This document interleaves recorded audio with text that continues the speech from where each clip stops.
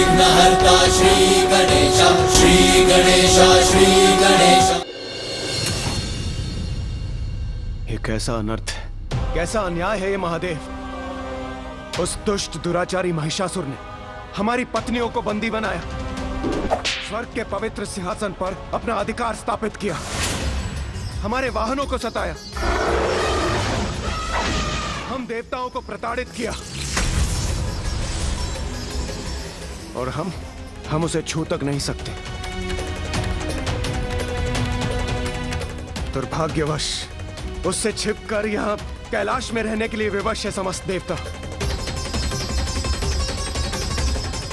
प्रभु, ब्रह्मदेव ने बिना विचार किए उसे वरदान दे दिया, और जिसके भयानक परिणाम का सामना हम सबको करना पड़ रहा है। परिस्थिति विकट है, इसका भान तो हम सभी को है,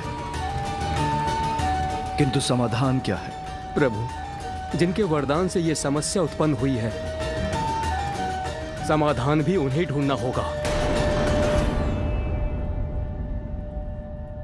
महिषासुर ने उनकी तपस्या करके ये वरदान प्राप्त किया है,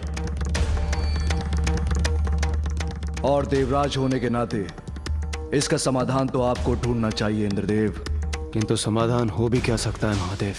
न नर, न किन्नर, न पशु पक्षी, और न ही यक्ष देव, कोई भी पुरुष उस महिषासुर का अंत नहीं कर सकता। यही वरदान दिया था ब्रह्मदेव ने महिषासुर को। इस आतंक से मुक्ति प्राप्त करने का उपाय अब आप ही हमें बताइए महादेव। आतंक के जन्म में ही उसके अंत के संकेत भी छिपे होते हैं। ध्यान से विचार कीजिए देवराज जी। अजय अवश्य है महिषासुर, किंतु अमर नहीं। किंतु गणेश जी, उसका अजय होना अमर होने के ही समान है, और शब्द स्पष्ट है। उसे दिए गए वरदान को मैंने अभी विस्तार में कहा है। नर, ना किन्नर, ना पशु, ना पक्षी, ना यक्ष, ना देव, कोई उसका वध नहीं कर सकता। ध्यान दीजिए देवराज जी शब्दों पर, तो उस वरदान का निदान भी आपको स्वतः मिल जाएगा, क्योंकि उस वरदान में कहीं नारी शब्द का प्रयोग नहीं हुआ है।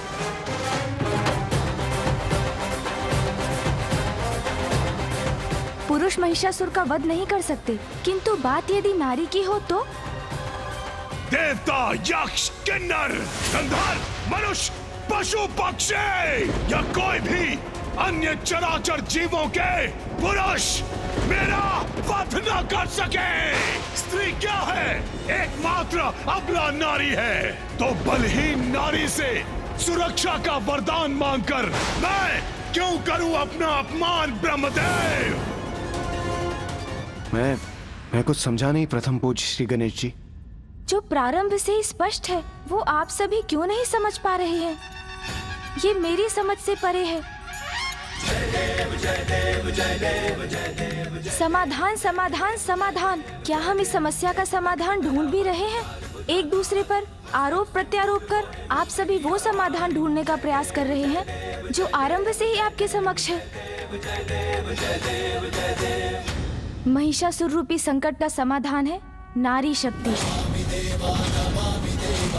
इस दुष्टता का समाधान है नारी की कोमलता, जिसे संपूर्ण जगत अबला मानता है। उसका बल, उसका समर्पण, उसकी निष्ठा से उत्पन्न शक्ति ही है इस संकट का समाधान। अब भी समझ में नहीं आया देवराज जी? तो और स्पष्ट करता हूँ मैं।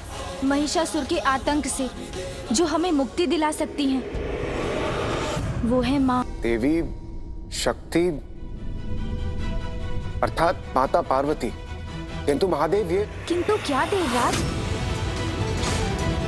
पिताश्री ने माँ को उनकी भूल के प्रायश्चित के लिए कैलाश से दूर अवश्य भेजा, किंतु इससे उनकी महत्ता तो कम नहीं हो जाती देवराज। माँ सदा ही जगत जननी रही हैं। नहीं गणेश जी, इंद्रदेव का ये अर्थ नहीं था। मैं ये समझ सकता हूँ सूर्यदेव। एक छोटी सी भूल का प्रायश्चित करने पिताश्री ने माँ को यहाँ से भेज क्या दिया? आप सभी उनके अस्तित्व को ही भुला बैठे। गणेश, क्षमा कीजिए पिताश्री, किंतु आज जो मेरे मन में है वो बोलकर ही रहूंगा। माँ की आवश्यकता है तो वो जगत जननी महाशक्ति महाकाली बन जाती हैं। किंतु मैं स्तब्ध हूँ। यहाँ उपस्थित सभी को भली भांति ज्ञात है कि एकमात्र माँ ही है जो हमें महिषासुर से मुक्ति दिला सकती हैं। और तब भी आप सभी उनका नाम लेने से झिझक रहे हैं। आप ही बताइए पिताश्री, कौन है वो नारी जिनका क्रोध प्रलयंकारी बन सकता है?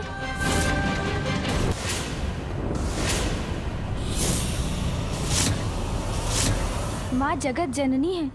अपने कर्तव्य को सदा निभाया है उन्होंने। जब भी उनकी संतानों ने उन्हें पुकारा है, वो सदा उनकी रक्षा के लिए प्रस्तुत हुई हैं। फूफा जी, पिताश्री, मामाश्री और देवताओं ने महिषासुर का वध करने के लिए देवराज के वाहन ऐरावत को भेजा। सूर्यदेव के दिव्य अश्व गरुड़ जी, नंदी जी को भेजा। किंतु क्या उन्होंने एक बार भी माँ के बारे में सोचा? नहीं। किंतु क्यों नहीं सोचा? किंतु गणेश जी, माता पार्वती अपने मूल रूप में कहाँ है? वो तो देवी कात्यायनी के रूप में अवतरित हुई है ना। तो फिर महिषासुर का अंत करना संभव कैसे हो सकता है? प्रत्येक अवतार का उद्देश्य होता है देवराज। देवी पार्वती ने कात्यायनी का रूप इसलिए धारण किया है ताकि वो महिषासुर का अंत कर सके।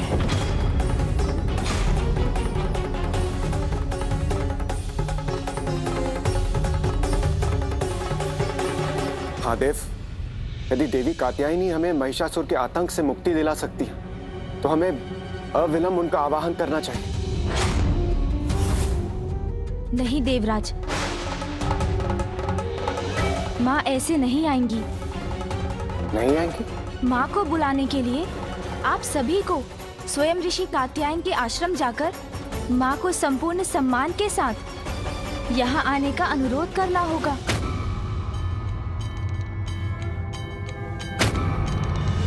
चंद्र भी पूर्ण हो गया बन के माथे की शोभा।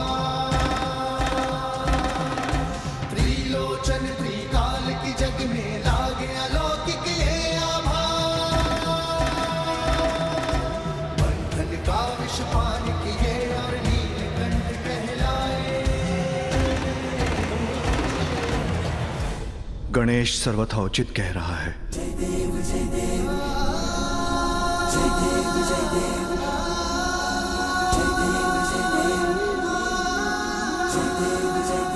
यही करना होगा हमें,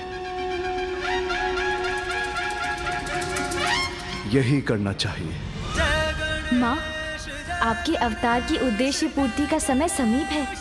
महिषासुर का अंत होते ही आपका स्नेह युक्त दुलार और आंचल की छांव पुनः प्राप्त करूंगा मैं हूँ महिष, सबका ईश।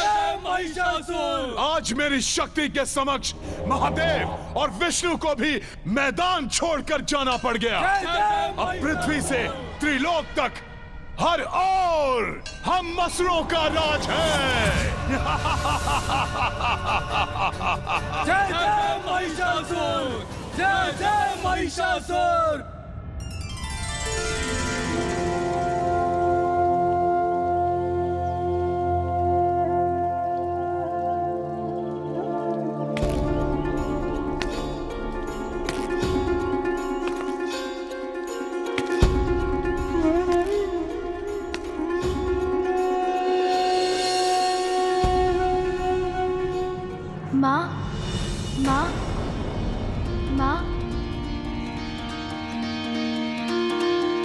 पार्वती के मन में उमड़ी माँ प्रणाम।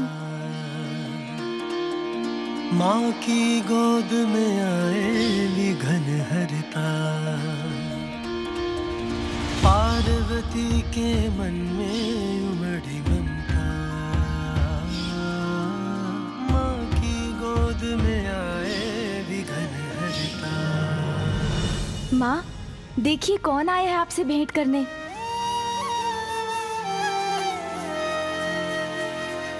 प्रणाम माता।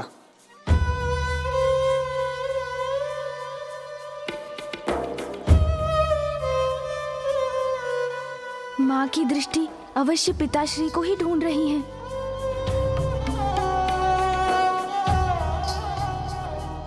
मेरे पिताश्री ऋषि कात्यायन अभी आश्रम से बाहर गए। यदि आपको उनसे कोई कार्य है तो आपको बाद में ही आना होगा।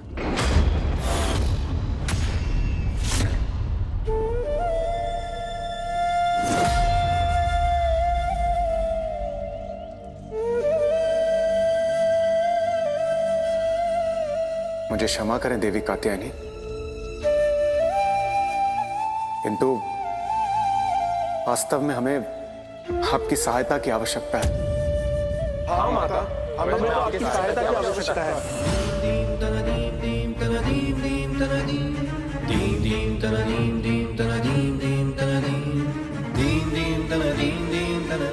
माता, आपके साथ जो कुछ भी हुआ उसके लिए हमें अत्यंत खेद है, किंतु हमारे लिए जगत जननी आदि शक्ति माता पार्वती आप ही, और इस संकट से केवल आप ही हमें मुक्त करा सकती है माता।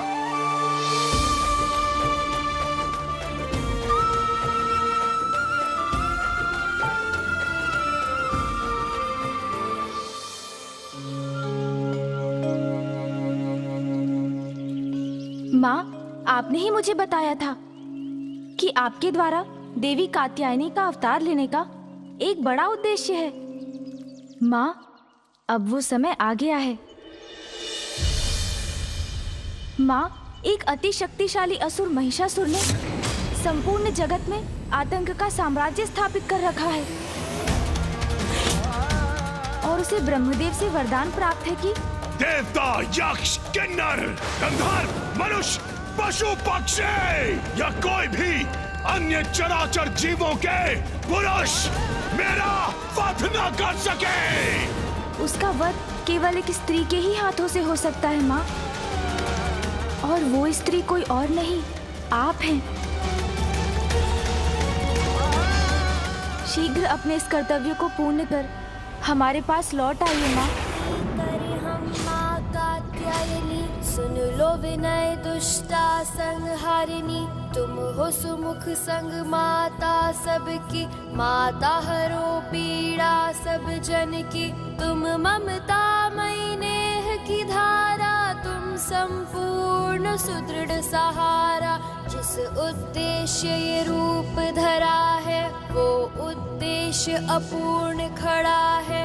उमा स्वरूपा है कात्यायनी, नाश करो महिषासुर दंभी, विनती करे हम माँ कात्यायनी, सुन लो विनय दुष्टा संहारिणी।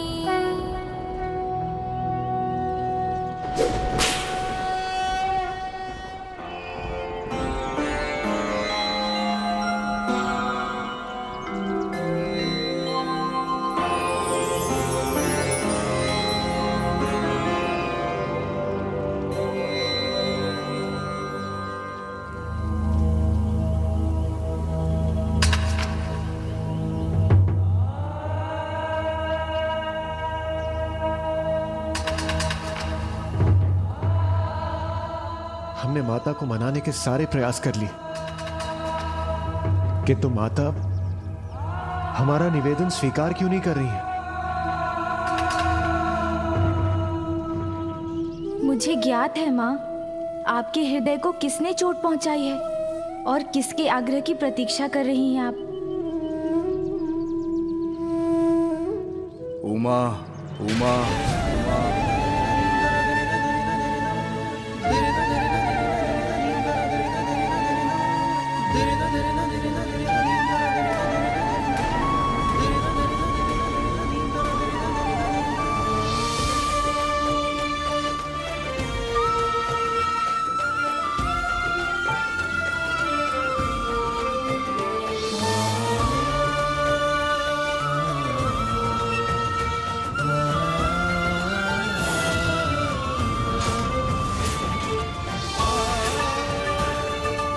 अपनी भूल कैसे सुधारूं? प्रायश्चित, प्रायश्चित। तुम्हें मुझे और पुत्र गणेश को छोड़ के जाना होगा, पुत्र गणेश को छोड़ के जाना होगा, पुत्र गणेश को छोड़ के जाना होगा।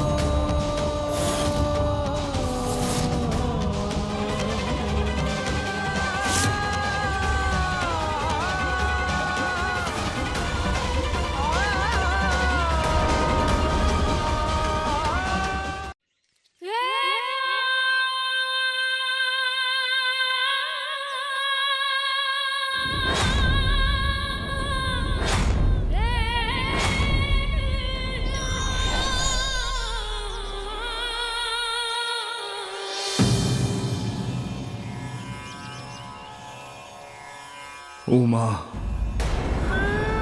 समस्त देवताओं को, हम त्रिदेवों को, समस्त जगत को आपकी आवश्यकता है।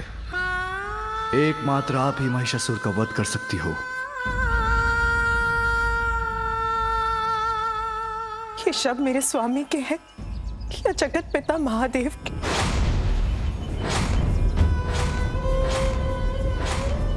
कौन कर रहा है ये निवेदन? मेरे स्वामी जो अपनी पत्नी से भेंट करने आए, या महादेव जो देवताओं की और जगत की रक्षा के लिए मेरे पास आए?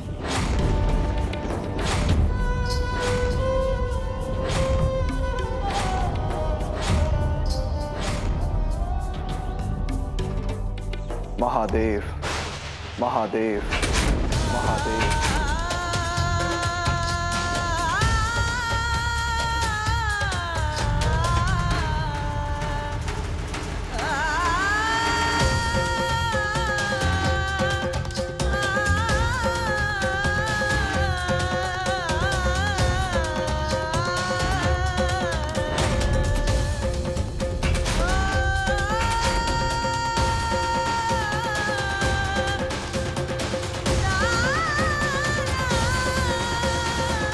संसार के हित के लिए मैं महादेव आपसे आग्रह करता हूं कि देवी कात्यायनी, आप महिषासुर का वध कीजिए।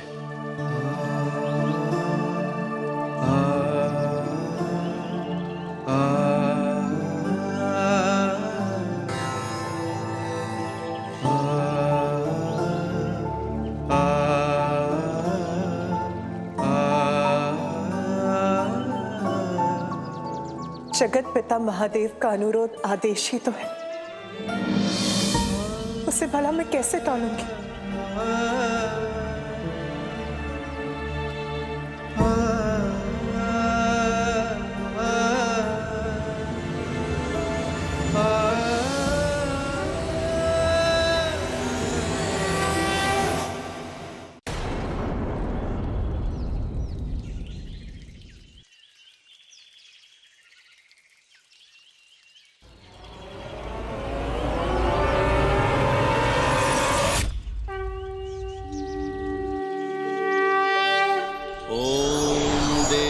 कात्यायने नमः।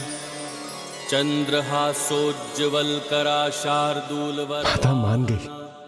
अब स्वर्गलोक से संकट टलने वाला है। समस्त जगत अब महिषासुर के आतंक से मुक्ति पाएगा।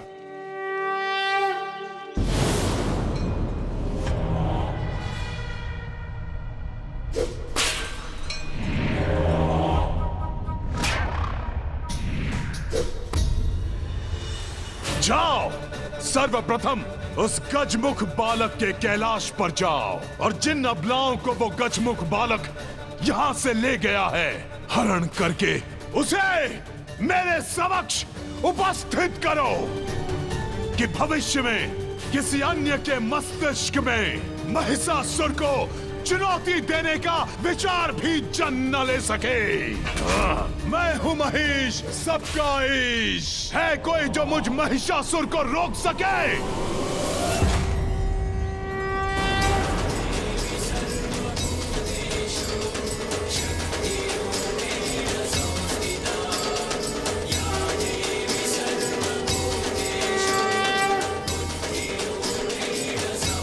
अंततः वो समय आ ही गया जब माँ स्वयं अपने हाथों से उस दुष्ट महिषासुर का वध करेंगी।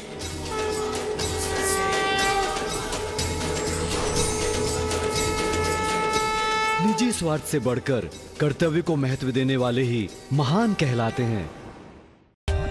For more updates, subscribe to our channel, click the show links and enjoy watching the videos.